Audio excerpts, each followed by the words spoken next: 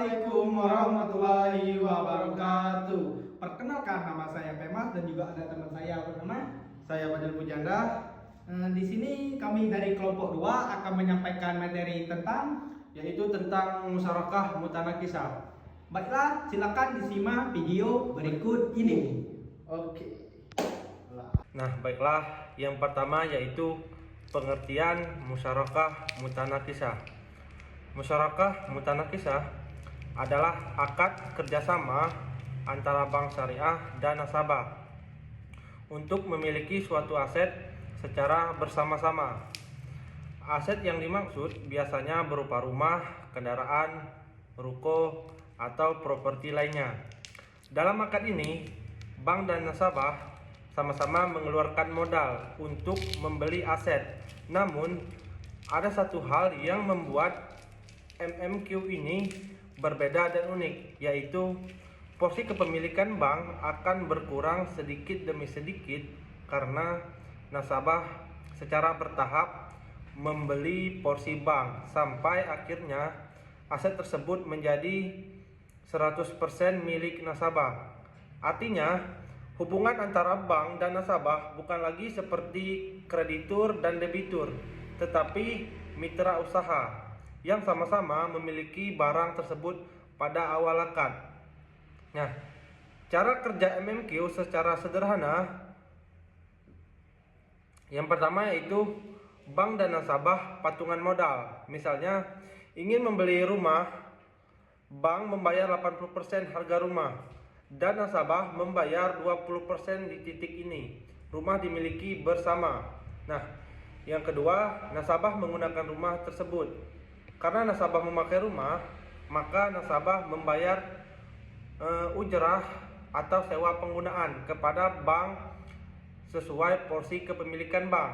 Nah, yang ketiga, nasabah membeli porsi kepemilikan bank secara bertahap.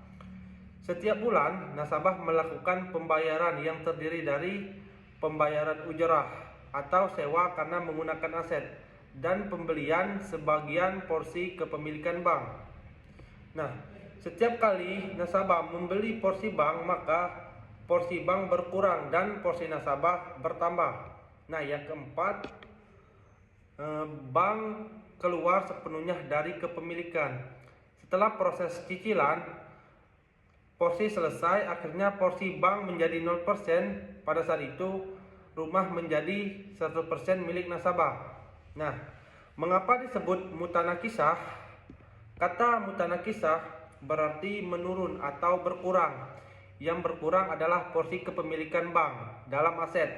Jadi, musyarakah mutanakisah artinya kerjasama yang porsi kepemilikannya menurun secara bertahap. Nah, selanjutnya dasar hukum musyarakah mutanakisah. Musyarakah mutanakisah merupakan akad yang dibangun dari dua konsep syariah yang sudah mapan, yaitu akad musyarakah yang arti kerjasama modal dan akad ijarah yaitu sewa. Unsur pemindahan porsi kepemilikan secara bertahap. Karena itu dasar hukumnya bersumber dari Al-Quran, hadis, ijma, ulama, dan fatwa DSN MUI. Nah, yang pertama itu Al-Quran. Beberapa ayat mendukung konsep kerjasama, yaitu syirka dan saling ridho dalam transaksi. Yang pertama itu kerjasama dan tolong menolong. Dan tolong menolonglah kamu dalam kebaikan dan takwa. Quran surat Al-Maidah ayat 2. Ayat ini menjadi dasar bahwa kerjasama ekonomi yang membawa maslahat diperbolehkan. Nah, selanjutnya yaitu jual beli yang sah atas dasar kerelaan. Wahai orang-orang yang beriman, janganlah kamu saling memakan harta sesamamu dengan jalan yang batil, kecuali dengan jalan pandangan yang berlaku atas dasar suka sama suka. Quran surat An-Nisa ayat 29. Dalam MMQ, pembelian porsi kepemilikan bank dilakukan secara jelas dan suka sama suka, sehingga transaksi sah secara syariah. Nah, selanjutnya yaitu keadilan dalam bermuamalah. Sesungguhnya Allah memerintahkan kamu untuk berlaku adil. Quran Surat An-Nahl ayat 90. MMQ menekankan keadilan antara bank dan nasabah dalam pembagian kepemilikan dan keuntungan. Nah, yang kedua yaitu hadis Nabi Shallallahu Alaihi Wasallam. Nabi mengizinkan praktik syirkah musyarakah sebagai bentuk kerjasama usaha. Nah, yang pertama yaitu hadis tentang syirkah. Aku adalah pihak ketiga dari dua orang yang berserikat selama salah satu pihak mengkhianati yang lain. Nah, ini menunjukkan bahwa kerjasama modal adalah sah dan mendapat keberkahan ketika dilakukan jujur. Nah, selanjutnya hadis tentang sewa menyewa atau ijarah. Berikanlah upah kepada pekerja sebelum kering keringatnya. Hadis riwayat Ibnu Majah.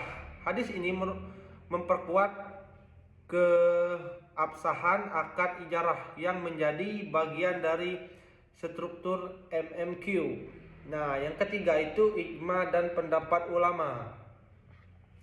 Para ulama sepakat bahwa syirkah atau musyarakah adalah akad yang diperbolehkan.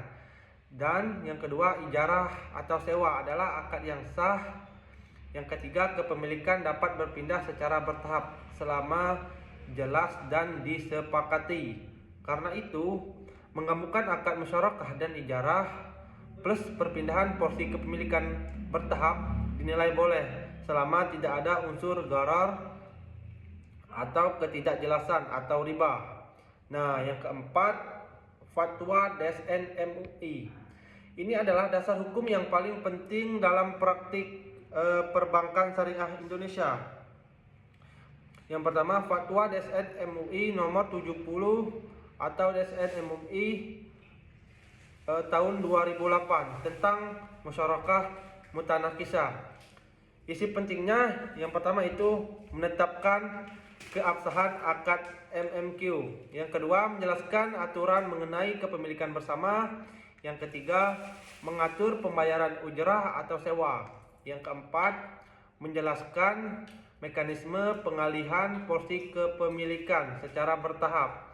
Nah, yang terakhir, mengatur kewajiban dan hak masing-masing pihak. Nah, fatwa ini menjadi pedoman utama dalam produk pembiayaan rumah syariah atau KPR syariah berbasis MMQ. Nah, selanjutnya yaitu regulasi lembaga keuangan syariah. Walaupun tidak secara langsung menyebut MMQ, beberapa regulasi mendukung implementasinya. Yang pertama itu Undang-Undang Nomor 1 Tahun 2008 tentang perbankan atau legalitas akad musyarakah dan ijarah. Nah, yang kedua, peraturan OJK tentang akad pembiayaan syariah. Nah, yang terakhir, standar akuntansi syariah atau PSAK 106 dan 107 yang mengatur masyarakat dan ijarah. Nah, baiklah. Selanjutnya yaitu musyarakah mutanakisah di lembaga keuangan syariah.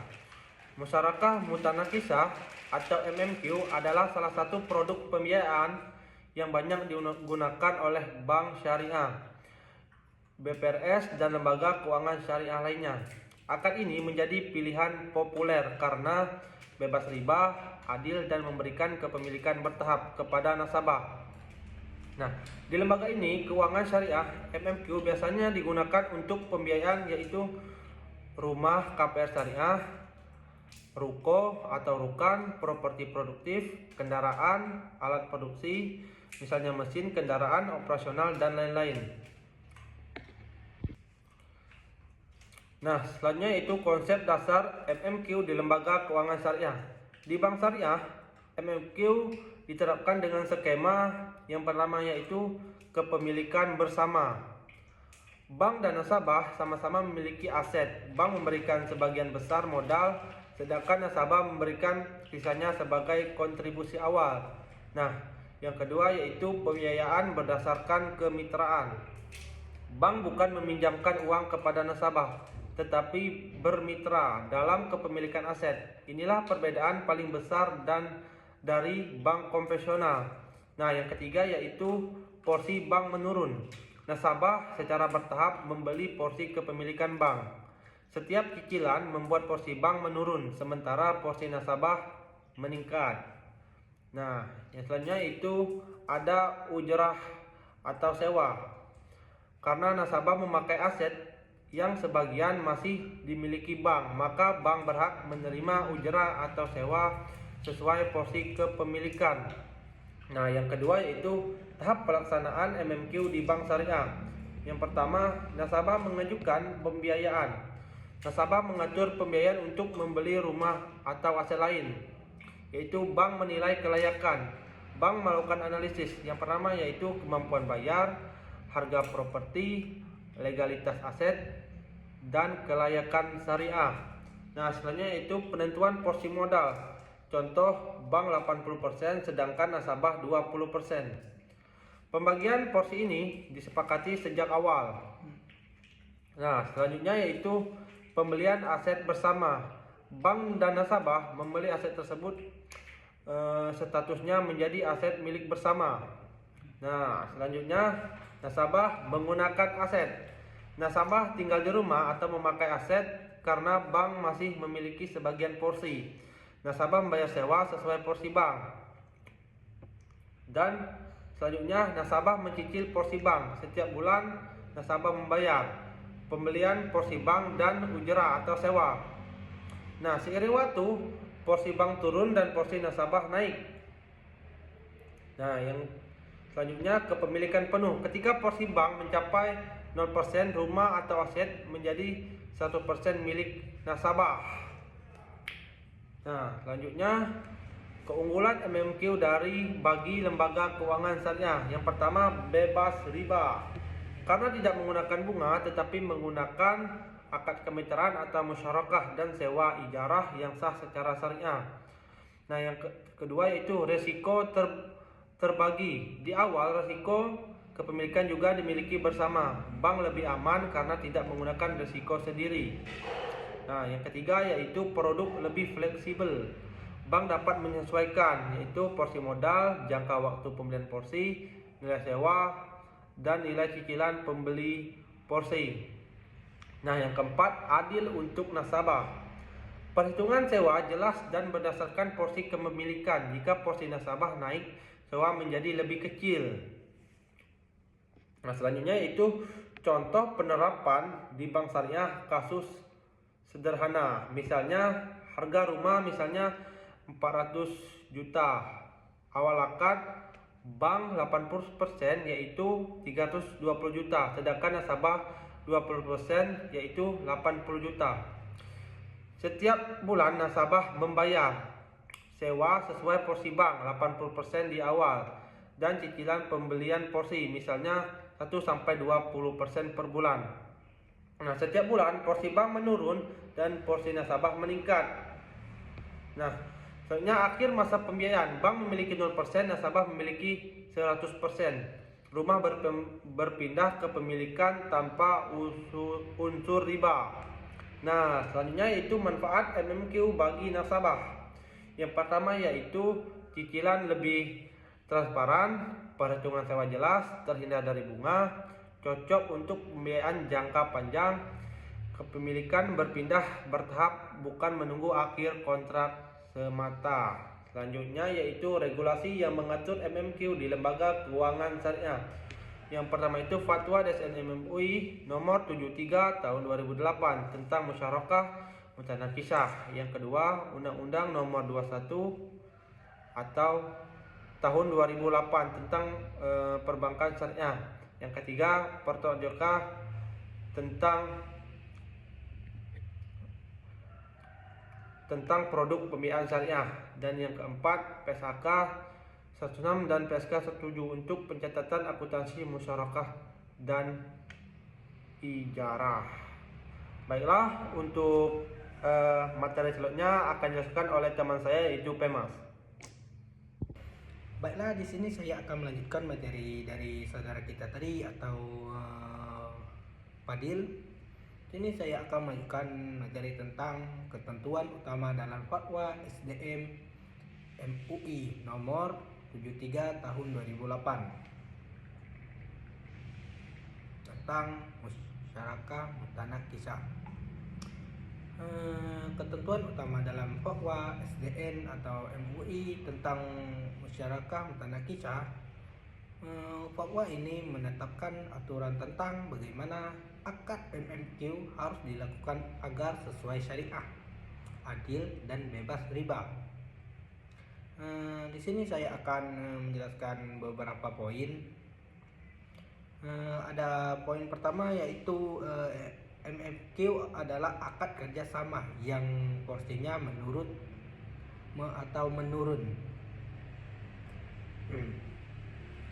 MMQ merupakan gabungan dari akad musyarakah kepemilikan bersama dan akad ijarah atau sewa. Porsi kepemilikan salah satu pihak, biasanya bank, harus berkurang secara bertahap karena dibeli oleh mitra atau salah satu nasabah. Dan yang kedua, poin kedua ada kepemilikan aset bersama.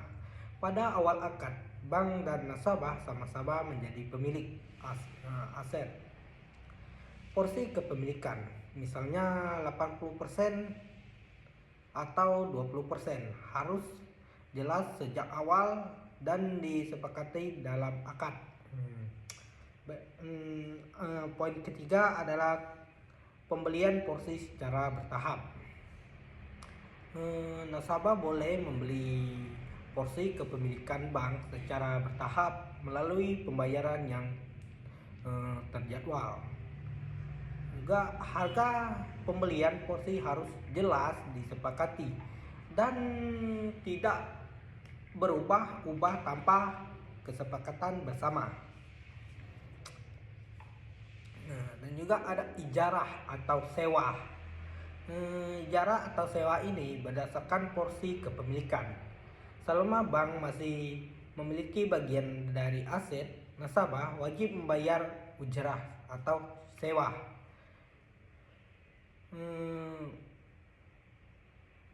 Besaran sewa harus dihitung sesuai porsi kepemilikan bank, bukan sembarangan ditetapkan.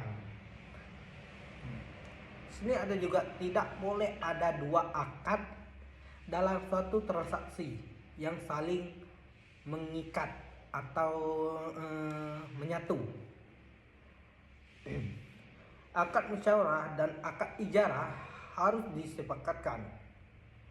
Keduanya tidak boleh digunakan dalam suatu akad yang membuat salah satu akad tergantung pada lainnya secara tidak sah. Oke. Di sini ada juga objek akad harus jelas. Objek akad nih harus jelas.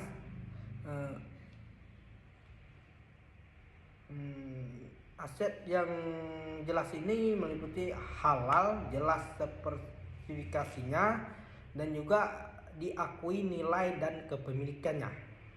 Tidak boleh ada ketidakjelasan, gahrar yang berlebihan. Itu tidak sangat dianjurkan. Berikutnya ada pembagian risiko dan keuntungan. Pada awal akad, risiko kepemilikan ditanggung bersama sesuai porsi.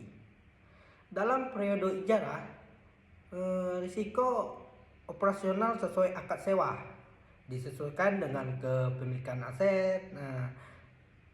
Di sini ada juga perubahan kepemilikan harus dicatat. Ini harus dicatat sebagai bukti atau sebagiannya. Setiap kali nasabah membeli sebagian porsi bank, perubahan kepemilikan harus dicatat dan dijelaskan dalam laporan aset bersama supaya ada sebagai barang bukti. Di sini ada juga aset menjadi milik nasabah ketika porsi bank 0%.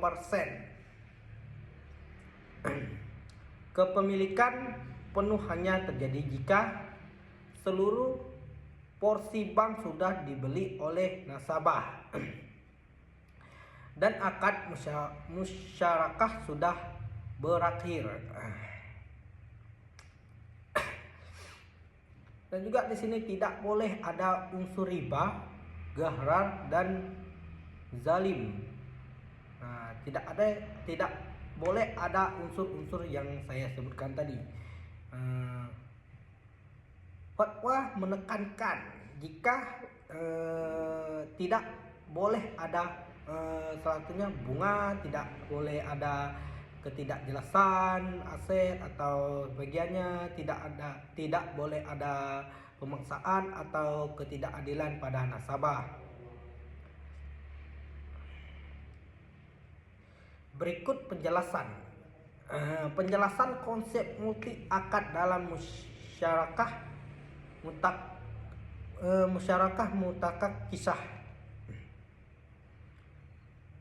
Konsep multi akad dalam musyarakah mutakak kisah.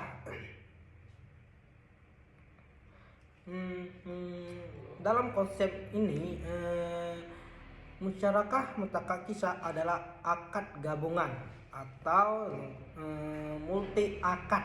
Nah, multi akad ini banyak kegunaannya, yang terdiri dari lebih dari satu akad syariah yang bekerja secara berurutan dan tidak saling bertentangan. Nah, musyarakah mutakak kisah disebut multi akad karena melibatkan 3 konsep akad. Yang pertama, akad musyarakah atau kerjasama kepemilikan, akad ijarah atau sebuah aset. Yang ketiga ada akad bai. Akad bai ini pemindahan kepemilikan bertahap atau jual beli porsi kepemilikan. Ketiga akad ini tidak digabung menjadi satu akad, tetapi berjalan secara bertahap, terpisah dan saling mendukung satu sama lainnya tanpa menimbulkan riba atau gharar. Nah, di sini berikut ada akad. Yang pertama, akad musyarakah atau awal pembentukan kepemilikan aset bersama. Hal ini adalah akad pertama yang digunakan. Ciri-cirinya, bank dan nasabah patungan modal untuk membeli sebuah rumah atau aset sebagiannya. Untuk kepemilikan dibagi. Misalnya, bank memiliki 80%. Dan juga ada nasabah memiliki 20%. Kedua belah pihak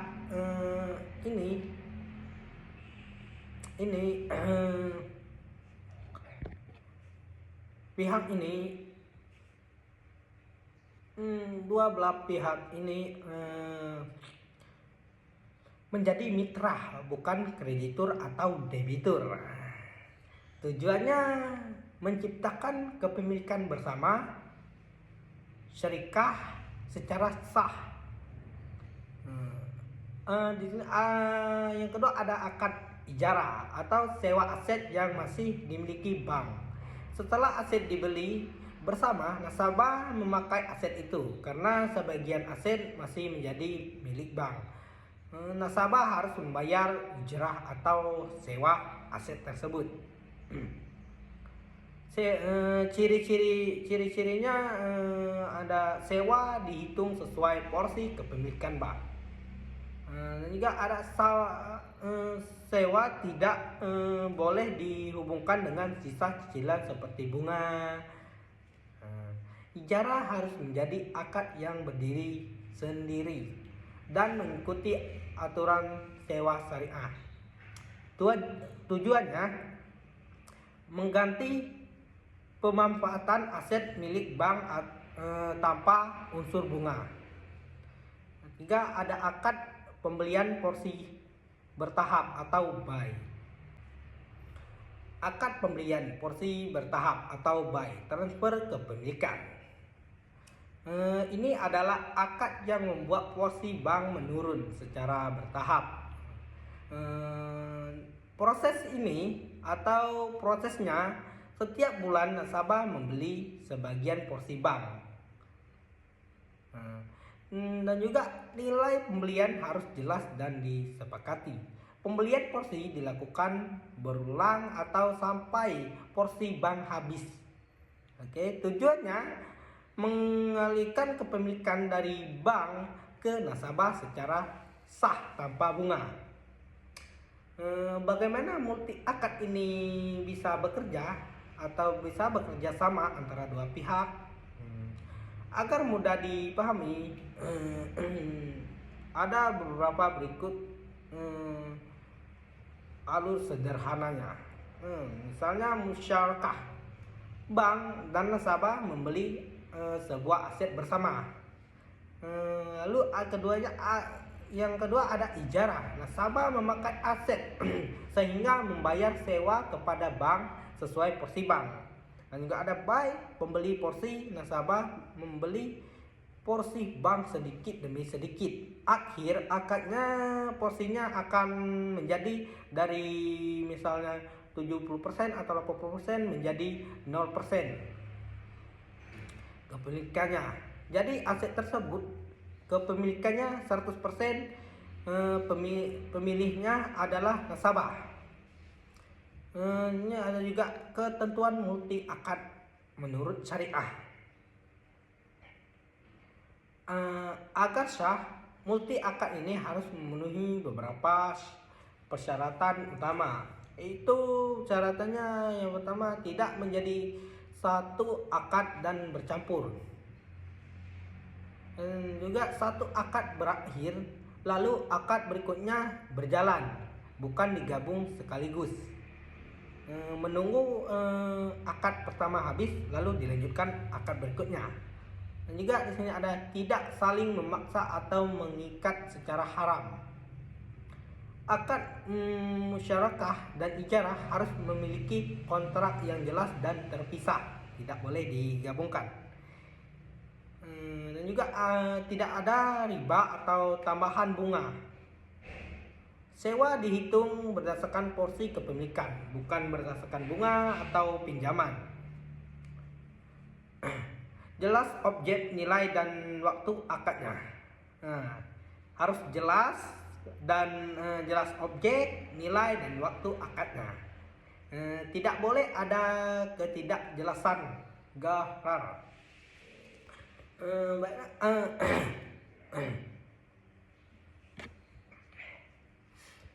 Berikut kesimpulan dari materi ini atau lengkap dan rapi. Kesimpulan dari materi yang kami bahaskan adalah musyarakah mutakakisah atau lebih disingkatnya MFQ merupakan akad kerjasama kepemilikan bertahap antara bank syariah dan nasabah, di mana porsi kepemilikan bank berkurang secara gradual karena dibeli sedikit demi sedikit oleh nasabah melalui skema ini.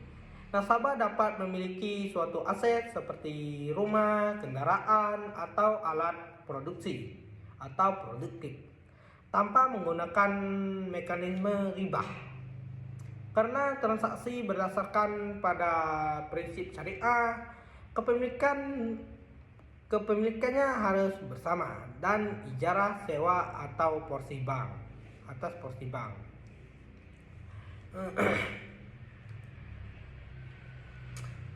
Atau musyarakah mutakakisah ini atau dikenal MMQ ini menjadi solusi pembiayaan syariah yang menggabungkan konsep kemitraan dan pembelian bertahap.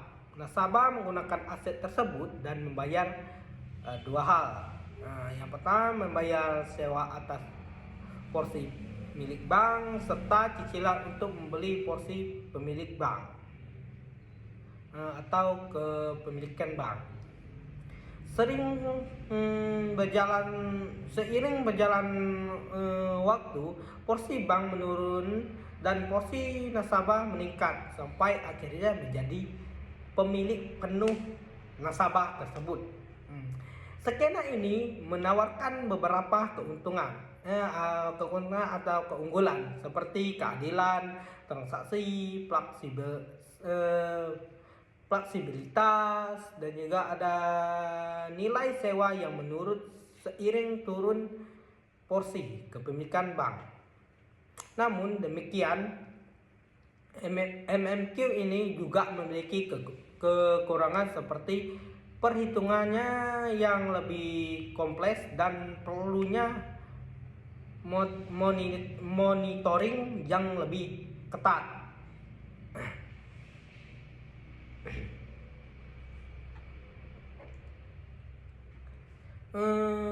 Secara keseluruhan, MMQ merupakan pembiayaan syariah modern yang adil, amanah, dan bebas riba, serta memberikan alternatif yang lebih sesuai prinsip syariah dibandingkan pembeliannya konvensional berbasis bunga. Itu sangat haram. Baiklah, itu saja penyampaian video materi dari kami. Jika ada salah kata atau salah pengucapan dari video kami tadi, Kami minta maaf. Kami akhiri. dengan Wassalamualaikum warahmatullahi wabarakatuh. Bye-bye.